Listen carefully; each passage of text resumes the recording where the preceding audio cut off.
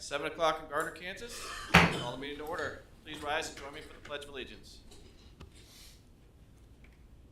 Pledge allegiance to the flag of the United States of America and to the republic for which it stands, one nation, under God, indivisible, with liberty and justice for all. Well, good evening, everyone. Nice warm Monday for February. I like it. All right. We have no presentations this evening. We have no public hearings, so we'll move right to public comments. And members of the public are welcome to use this time to make comments about city matters or items on the agenda that are not part of the public hearing. If you wish to come forward, please limit your comments to 5 minutes or less. There is a time clock on your left. No profanity, no personal attacks. With that being said, come forward and state your name and address for the record. The podium is now open.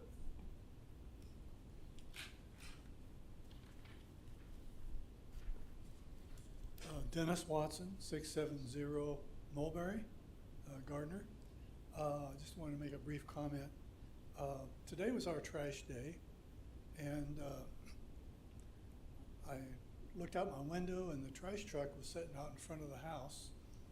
The door was open and the driver wasn't there. I just kept watching. And a few minutes later, he came up. He had trash in his hands that he had stopped and gone back, picked up, and deposited and went ahead and did his job. I thought that was exceptional.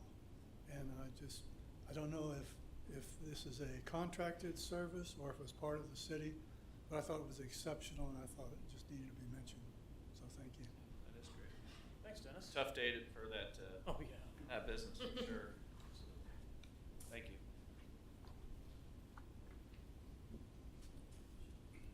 I didn't know there were so many people here. I just want to, I made, a couple things on the kind of discuss. From using that all the time. That's all right. We don't start till it starts meeting.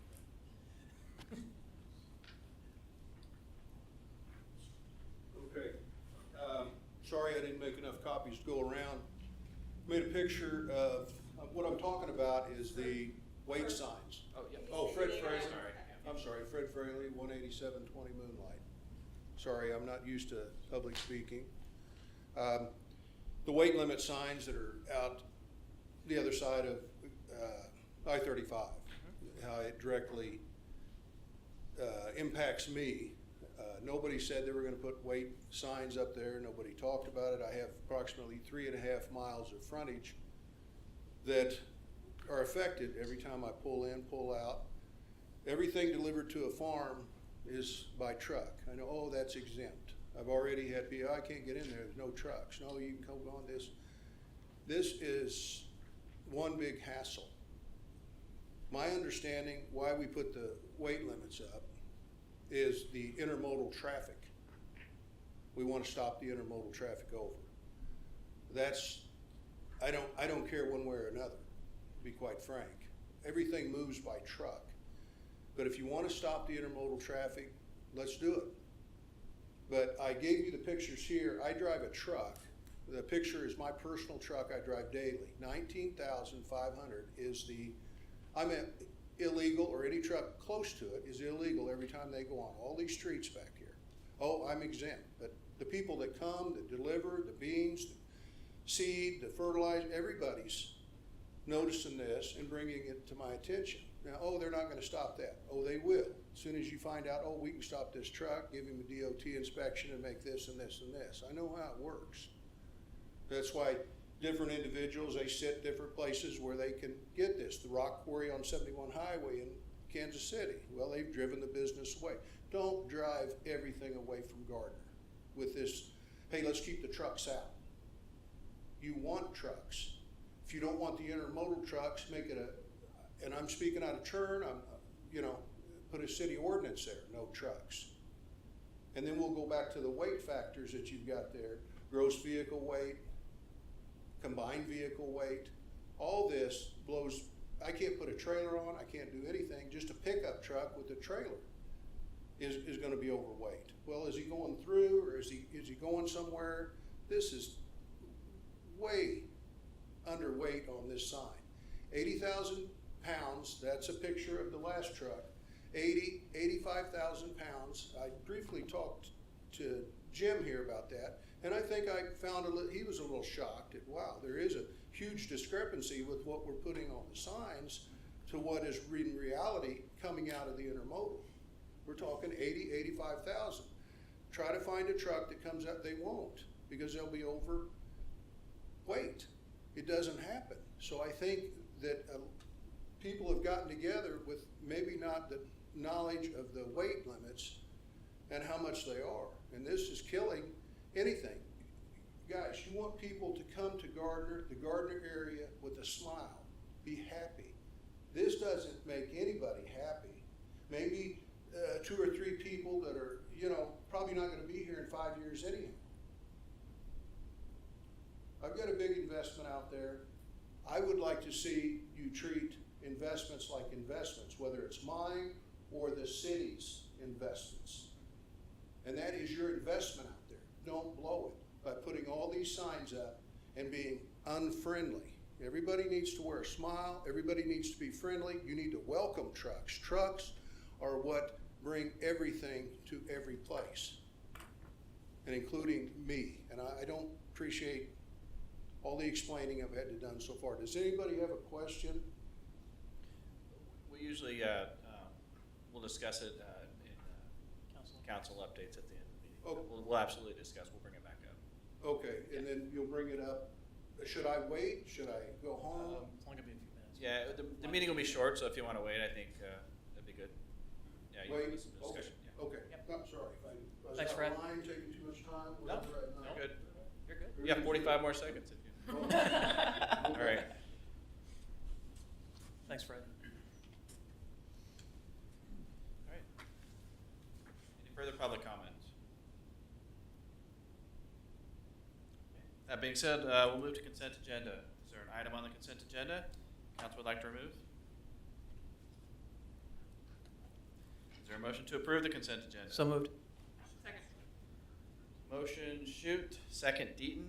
We approve the consent agenda. All in favor? Aye. All opposed? Abstain?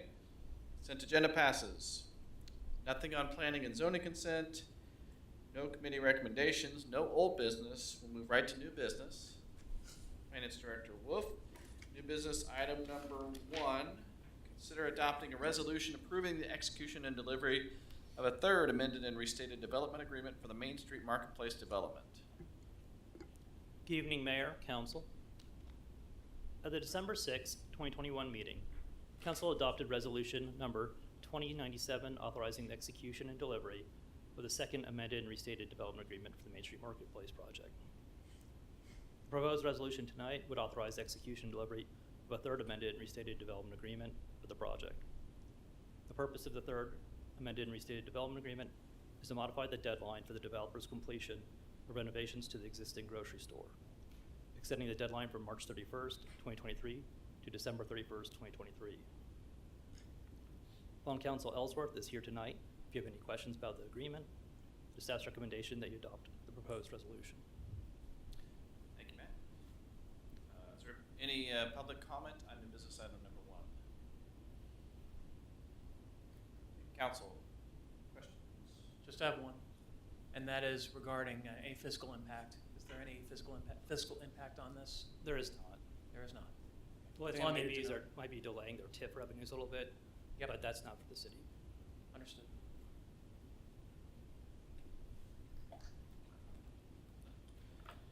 Okay, is there a motion for new business item number 1? So moved. Second. Motion Deaton, second Baldwin. We adopt resolution number 2119, a resolution of the City of Gardner, Kansas, approving the execution and delivery of a third amended and restated development agreement for the Main Street Marketplace development project within the city. City Clerk? Councilmember Shute, Yes. Councilmember Baldwin, Yes. Councilmember Ween, Yes. Councilmember Deaton, Yes. Councilmember Roberts, Yes. Resolution 2119 passes. And Matt, you can stay up to. New business item number 2, consider adopting a resolution authorizing the city to construct improvements to certain main traffic ways and authorizing the issuance of general obligation bonds of the city to pay the costs thereof. The second phase of the improvements to the I-35 and Gardner Road interchange is currently being designed by KDOT. The primary purpose of the project is to replace the existing substandard bridge over I-35. The proposed resolution authorizes the city to issue up to $5.14 million in general obligation bonds. This aggregate amount includes the estimated project cost, which is about $4.75 million, a 5% contingency, and then cost of issuance. The Special Highway Fund will transfer funds annually to the Bond and Interest Fund to cover the annual debt service. Staff recommends that you adopt the proposed resolution. Thank you. Any public comment on new business item number 2? Okay. Council, any questions on new business item number 2? Oh. I'm gonna ask this question again. I think I know what the answer is. This is being done to finance phase 2 of the improvements, correct? Which is the new bridge deck, right? Correct, it's our local batch. Yeah. Are we starting on time? I'll defer to Kellen for that question. Go ahead. Yep. Well, you can give me the bad news, Kellen, because I think So, I know what's going on. right now, the planned letting was for September of this year. It'll be pushed back primarily due to some redesign work that had to happen because of the meetings that KDOT had with adjacent landowners and the access questions that were brought up. Most of those have been resolved and have been really resolved in a pretty good fashion for the city. Good. But the additional redesign pushed it back. So I would suspect probably around 6 months or probably a little more. So you're talking into 2024, 2024, yeah. Correct. For the letting. It was going to be in 2024 before construction started anyway. But at the end of the day, we did get some better results out of Oh, the no. access. If that means we're able to get better access for our businesses there, I'm all for it. But yeah, And the cost of the project went up by almost 12 million, and they're covering all of that additional cost. yeah. But they're gonna move the ramps closer to the bridge deck so that we can accommodate that left end into Quick Trip and Culver's. That's great. So, and they've indicated they're behind all state projects, so it's not just ours. That accommodation for the left end is just for this phase. When we get the second, No, it'll stay. it'll stay forever. They're gonna keep it. Okay. Wow, that's really good news. Excellent. That's good news for the hospital, for the what will end up being a hospital too. So yeah. Have they published the redesign? Like, is that something that's finalized? No, they're about a month or so away from having it finalized, and then they'll start doing their right-of-way acquisitions with adjacent property owners. Okay, great. Good and bad. That's all I has. Okay. Any other questions or comments? Is there a motion for new business item number 2? So moved. Come on. Oh, Second. motion Deaton, second Ween. We adopt resolution 2120, resolution authorizing the city of Gardner, Kansas to construct improvements to certain main trafficways and authorizing the issuance of general obligation bonds of the city to pay the cost thereof, all pursuant to KSA 12-685 at C. Councilmember Baldwin, Yes. Councilmember Ween, Yes. Councilmember Deaton, yes. Councilmember Roberts, Yes. Councilmember Shute, Yes. Resolution 2120 passes. Okay, we'll move to council updates, and we'll start with city administrator for this. So we knew that because of the, not only the closure of 199th, but, the county closed everything in every direction that was in the county, that this was gonna be cumbersome, especially in the beginning. So, Mr. Fraley, I spoke to him on the phone. I met with the landowner, with Belcher and Sergeant Wright, last week to talk about kind of how we can work through the people that are farming and some of and the statute is, our enforcement of the ordinance has to be nuanced to some degree.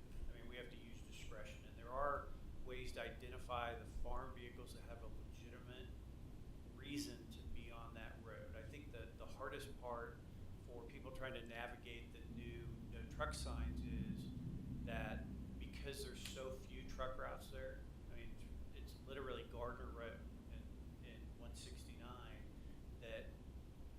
ordinance allows them to travel to their destination from the closest truck route. Well, the truck routes are so far apart that makes it really difficult because you're going through multiple intersections where there's no trucks in any direction. So I had Nick here to answer any questions about enforcement. He is our CVSA guy. The CVSA program is administered through the Kansas Highway Patrol. They are the ones that recommended the 16,000 gross vehicle weight because our ordinance was 12,000. There was discussions about other weight limits up to the limit of 80, 85, but they were based on their experience statewide. They are the ones that said 16,000 pounds is the appropriate gross vehicle weight, and that would cover the trucks that are, the ones that we're wanting to get. Now, the pictures that Mr. Fraley provided, this is 19,000 pounds. We're not pulling over pickup trucks like this. I mean, that was one of the discussions we had with Nick and Chief Belcher was, we have to use common sense in what we're trying to achieve here. We're not trying to, keep cars pulling trailers or, backhoes or skid steers to farm property. That's not what we're trying to accomplish here. We're trying to address mostly the intermodal traffic. Yeah, so semi-tractor trailers. Right. The, But you can't. that are by through vehicles. By federal statute, you Yeah. cannot discriminate against a vehicle within a class of vehicles. Correct. So, that's, I think, one of the reasons why Highway Patrol recommended the 16,000 gross vehicle weight, because that's what they do for their Okay. enforcement efforts. Got it. So- But there is discretion, obviously. Yes. When you exercise We that. had a long discussion about that over at the police station this week. Okay. The nuances of enforcing this. And it's a change for everybody out there. I mean, I know that, the county basically blanketed the whole area on each side of 199, being 183rd, 191st, 207th. The county even put up an LED sign south of Gardner Road at 199th that says you can't access the intermodal south. So we have tractor trailers making a U-turn in that intersection to go back to the bridge. So Kellen is reaching out to KDOT to see if they will let us put a sign in the right of way at the off ramp southbound that says no intermodal access south on Gardner Road. They've been hesitant to do that kind of thing in the past, but we're gonna reach out to them and see if we can get that done. We've been trying to get that done for 5 years. So it's not like they didn't know this was going to be a problem. Yeah. To Mr. Fraley's point about businesses or services that are coming to his property that may see that and say, oh, what do I do? Should we incorporate any signage that says, No through trucks. or no through or farming or something along those lines is permitted or We generally follow the MUTCD as far as signage. Nick, have you seen anything or done in your training or anything with Highway Patrol about additional signing for local vehicles or? No. How is the weight, you said we can't discriminate within a weight in a particular class, so I assume you mean Right. commercial in Yes. this case. How can we discriminate based off weight then? Well, as far as weight, when we look at state statute for weight, we look at bridge weight, which is by axle, or we look at axles itself. So each class has to do with how many axles that vehicle or the combination of the truck and trailer has. So could we put something that basically goes after semis based off the number of axles? Because that'll eliminate a whole lot of this because your farm trucks aren't gonna have that many axles. Some of them. Some, a lot of grain but, trucks. But I mean, a whole lot of these issues go away, right? If we discriminate differently. Better. You understand, lawyer this didn't is like public that. record. I know, rephrase. Right. And our goal is not just part of the goal of what we wanted to accomplish was to preserve the road. And the road road is not built for vehicles that weigh that much. So whether it's a tractor trailer or something else, I mean, if we open the door for anything but a tractor trailer, we're still gonna have an accelerated deterioration of the roadway. And if you drive on it now, I mean, It's rough. pretty bad. It's rough. I have a weird idea, and this might just be because I don't understand how all this works. I mean, I'm sorry, but like, I understand the point that, you know, if his trucks get pulled over every time they go there and have to, hey, I'm just going to this property, oh, you're good, it still takes up time and it's still an annoyance. Is there a tagging process that we could do that like, hey, this is a farm truck and is okay, that way they don't constantly have to be pulled over, or is that just not possible because we never know what trucks are going where? So farm vehicles do have a tag on the front of the vehicle. It's the vehicles that are making a delivery from the closest truck route to their point of destination. Those are the vehicles that, And there's just no way to tag those right. since they change daily. and to Fred's point about, you know, DOT inspection, he's right. I mean, if the officer is a CVSA officer like Nick, you know, you can find a violation on almost any truck. That's not we're not doing, I mean, every truck we pull over on 100, we're not doing full DOT inspections on every one of them. So if there's something that's, you know, in plain view or that is an egregious violation, I mean, Nick will tell you he's gonna take it out of service if he thinks that that's the responsible thing to do. But we're not doing full DOT inspections on all of them. No, there's right now 3 of us. 2 of them can do a full inspection. I'm down there. I do. We call it level 2, which is kind of the walk around and the driver's credentials and logbook stuff like that. But honestly, 199 is not real safe for a lot of those kind of inspections. So usually we got to wheel them in somewhere else to do those.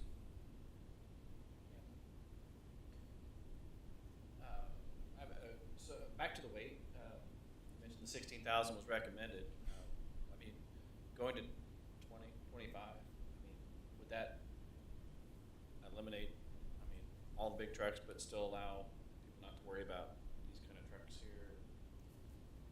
I think the difficulty is that it would be easier to do axles, wouldn't it, because if we do something that is not a standard weight, then we're gonna have to weigh the trucks. Yep. I think Unless, axles would be, axle count would actually. I mean, it'll be labeled for their gross vehicle weight, but I don't think 25 is kind of a. I'm just trying to clear a lot of these. If you look at these the kind of federal things. statute, it's a lot of it is based on the number of axles. Yeah. When they talk about weight requirements. So. Maybe do we want to look at axles then?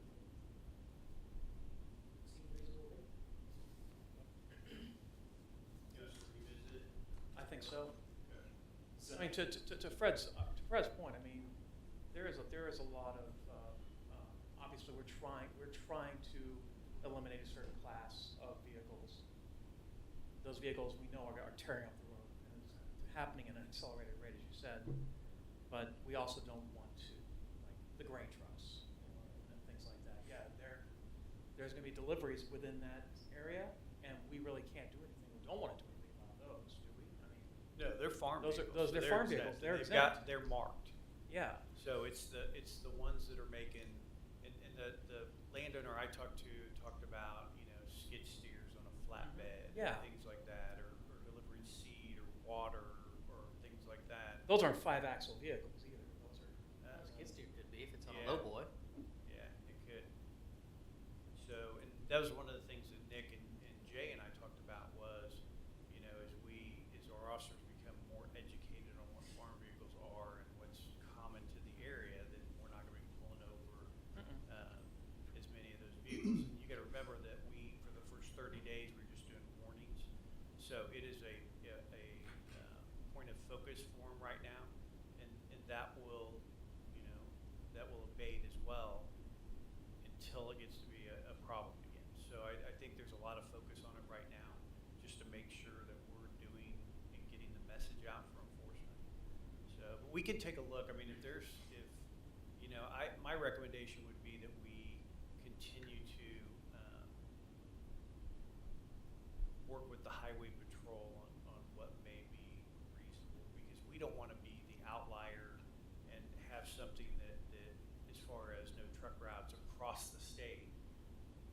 because all the signs that the county put up are at 16. So Yeah. are they gonna run out and change all the signs? So rather than an immediate change, what if, we collect data for the next 2 weeks, 4 weeks? Right? And identify how many trucks with certain axles, certain weights going through, it's identified as a farm truck, it's not, et cetera. Obviously not going over all farm trucks, but just notes. And we could see how many are we really talking about here, right? Because if we do a better job, everybody gets trained, and we're not hitting up those farm trucks, and then we could see, okay, if we put it in by axle, we're gonna eliminate these 13, and we still have these 6, and so forth. We can do that. And then we can revisit. I do also want to point out that our signage covers only 199th Street and Yeah. the portions of Clare Road that are in the city, as well as our ordinance only covers those. Anything changing any of the other signage out there will have to go to the county. Okay. And that could get confusing if we change our signs and they don't change theirs. Yeah, but they might follow whatever we do if, it just depends. Well, it seems that the county is willing to work with us, so, which is a good thing. But we might be able to work with them on trying to come up with a consistent standard that doesn't create problems with the landowners and the farmers down there. Take a look. All right. Thank you. Thanks, Jim. Jim, do you have anything else? Yeah, just real quick. So the mayor and I met with county staff, including Jeff Stewart, Shirley Allen Brand, and then the Gardner Lake Board 2 weeks ago to talk about, if there was anything we could come to agreement on. And we're still, an agreement is still elusive. The county does not want the lake. The residents, I asked point blank if there was any consideration of annexing in the city. They're not interested in that. I think where we're going to land, and we're still looking at it, and Amy did an analysis, and she's going to do a presentation for the council, I think, next meeting. As far as cost recovery, I think we're going to be limited to the dock fees. If we're going to recover any costs, if we're going to expend any money and recover those costs, the dock fees may be our only avenue to do that. So, but Amy will talk about, she's looked at, what the potential property tax collection would be, what the county collects in property tax. They have a relatively new benefit district for sewer, and some of that is really high on some of the property owners. So, but we're exchanging ideas with everybody on what potential there is for covering the cost of the spillway. And of course, they're interested in the dredging. And the county's getting ready to dredge as you go late in the lake. Yeah. And it was pretty high. It was in the millions of dollars to, is it Shawnee? One of those, Yeah. So, and Kellen took a look, and only 16% of the shoreline is accessible to the public. And that's one of the reasons why Jeff they're not interested, is because, why you invest in a lake that, for the public when very little shoreline is actually public. So, we gave it a good effort, getting everybody together and having that discussion. And Amy will do her presentation, and we can go move on from there. You might get your wish, Mark. Yeah, you might include the cost of progressively lowering the dam spillway so that I can drain it. I don't know if I should wait until the presentation, but was it discussed, or is there an ability to look at what it would be like for rebates for the homes that are in our city limits that are already paying city taxes on the dock fees? Since they are already paying city taxes and things like that, so any homes that are annexed could get dock fee rebates. I don't know if that's something that we can explore, or if it's even legal. We can certainly look at it. There's only really 6 to 8 properties out there, and I don't know how many of those even have docks. Kellen will have that information that we can include in the Maybe presentation. Four. I think Right. there's only 4 out there. And I understand it's not very many, but if those are our citizens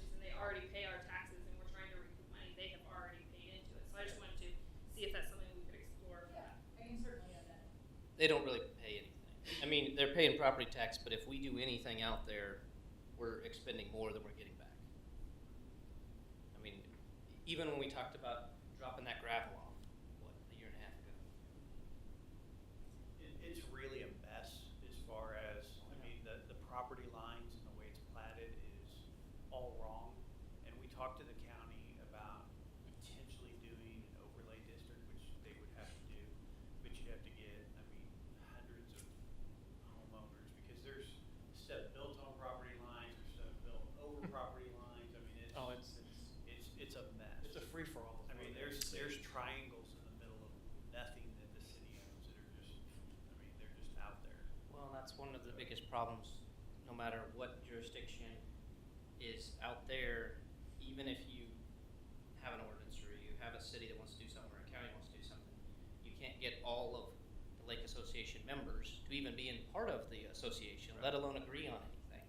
It was pulling teeth to get that sewer benefit district. 3 years. So- 3 years.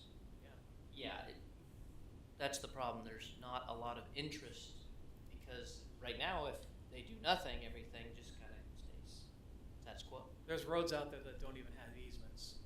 I mean, it's bad. It's interesting. That's all I've got. Thank you. All right, Yeah, thank you. thanks. City Attorney, Nothing from me. Deputy Administrator, Nothing tonight, thank you. Finance Director Manuel, Nothing tonight. City Clerk, Nothing for me, thank you. County Crowd. Nothing else. Right. Utilities, Cons. Nothing tonight.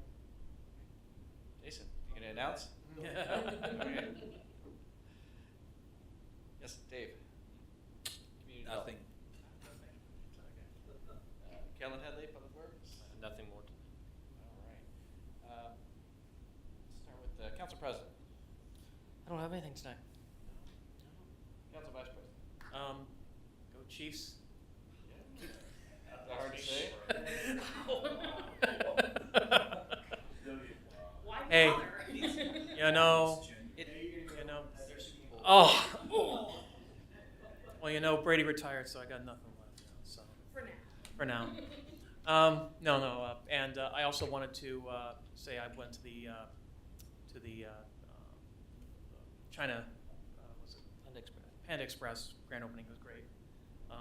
I didn't realize that they had one family that owned all the Panda Express locations nationwide, which I found to be very, very interesting. But great location. If you haven't gone out there, go out there. It's really cool. Good food. My wife loves the walnut shrimp, honey walnut shrimp. So check it out. Yes. So this evening I had the privilege of speaking with some Boy Scouts about what it's like to be a city council member and issues with the city. And, well, it was very entertaining. I would just like to give a shout out to our city staff. That's one of the things I talked about. Also, when I let Danica know I was doing it, she put together swag bags, which they were very thrilled with. I asked Jason for pictures of the new parks that I could show them, and everybody's just, anytime I need something, everybody's always very helpful. And so I just want to thank you guys for doing such a great job. You're here. Councilmember Ween. Nothing from me tonight, thank you. Councilmember Roberts. I'm good. Thank you for asking. Nothing. And I have nothing as well. We have no executive session, so I will, is there a motion to adjourn? So moved. Second. Motion Deep, second Baldwin, we adjourn, all in favor? Aye. Aye. Opposed, abstained? We're adjourned.